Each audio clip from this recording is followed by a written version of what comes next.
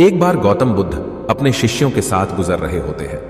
बहुत there one में चलने के बाद बुद्ध और उनके सभी शिष्य एक विशाल पेड़ के नीचे बैठ जाते हैं। उस पेड़ के नीचे एक अलग सी शांति थी। सभी लोग उस शांति को अनुभव कर रहे थे। कोई भी एक शब्द नहीं बोलता। कुछ देर बीतने के बाद गौतम बुद्ध का एक शिष्य उठता है और बुद्ध से पूछता है, बुद्ध, मैं आपसे एक प्रश्न पूछना चाहता हूं। बुद्ध कहते हैं, पूछो, क्या प्रश्न है तुम्हारा? शिष्य बुद्ध से पूछता है, मैंने कभी भी आपको दुखी नहीं देखा। आपके चेहरे पर हर समय एक अलग ही मुस्कुराहट रहती है, हमें भीतर तक आनंद से भर देती है। आपके चेहरे पर अलग सी चमक है जो हमें दुख से कोसों दूर कर देती है। पर मैं यह जानना चाहता हूं कि मेरे भिक्षु बनने से पहले मेरे जीवन में बहुत सारा दुख था, जिसके कारण मैं भिक्षु बन गया। पर मैं अभी तक नहीं जान पाया हूं कि दुख है क्या आप मुझे बता सकते हैं कि वास्तव में दुख क्या है?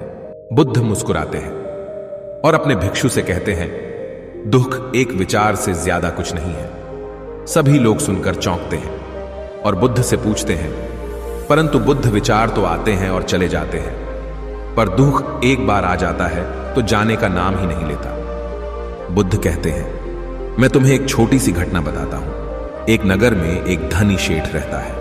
उसके पास एक वफादार नौकर होता था। वह शेठ अपने नौकर पर बहुत विश्वास करता था।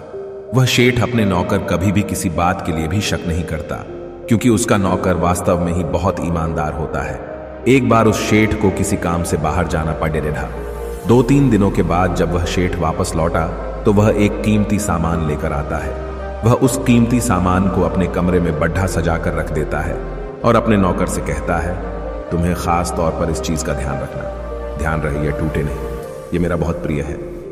नौकर कहता है, मालिक, मैं पूरा ध्यान रखूंगा, आप चिंता न करें। अगले ही दिन वह नौकर पूरे घर की सफाई कर रहा होता है। सफाई करते करते वह शेठ की उस कीमती चीज के पास पहुंचता है और उसकी भी सफाई करने लगता है।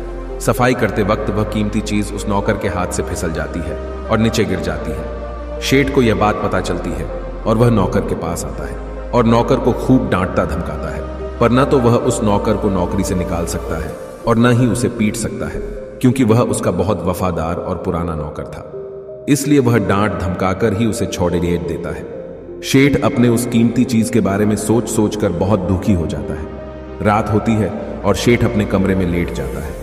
शेठ को नींद नहीं आ रही होती है। वह बहुत बेचैन होता है। बेचैनी के कारण शेठ अपने कमरे से बाहर निकलता है और देखता है कि उसका नौकर निश्चिंत के साथ खराटे ले लेकर सो रहा था। वह यह देखकर और क्रोधित हो जाता है। सेठ सोचता है, इसने मेरी इतनी कीमती चीज तोड़ डाज दी और इसे बिल्कुल भी चिंता नहीं है। मुझे यहां नींद भी नहीं आ रही है और यह आराम से सो रहा है। सेठ अपने कमरे में वापस चला जाता है। अगले दिन सुबह सेठ सोचता है, मैं इस समस्या से कैसे निकलूं? फिर सेठ को एक तरकीब समझ आती है।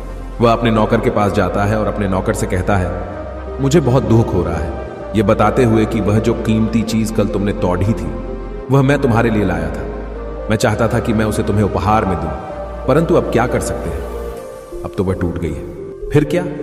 उस नौकर के मन में बेचैनी पैदा हो जाती है, दुहक पैदा हो जाती है। रात होती है और सेठ आराम से सोता है और वहां नौकर बेचैन रहता है। उसे नींद नहीं आती। क्यों नींद नहीं आती? क्योंकि अब उस नौकर ने उस शेठ की उस कीमती चीज को अपने आप से जोड़ा लिया, इसलिए वह दुखी हो रहा था। पहले उस नौकर के मन में यह विचार नहीं था कि वह कीमती चीज मेरी है, पर अब उसके मन में यह विचार है कि अगर वह कीमती चीज न टूटती तो वे मेरी होती। बुद्ध कहते हैं, दुख केवल एक विचार है और यह विचार कैसे उत्पन्न होता है? अपने आप को किसी चीज से जोड़ ढहने से। हम जिस भी चीज को अपने आप से जोड़ डाह देते हैं वह चीज हमारे दुख का कारण बनती है। लेकिन वास्तविकता तो यह है कि कोई भी चीज हमसे जुड़ा नहीं सकती। हर चीज आपके पास है, आपकी है, पर कुछ समय के बाद वह आपसे दूर हो जाएगी। उस दूर होने की घटना को स्वीकार करें और आगे बढ़ें।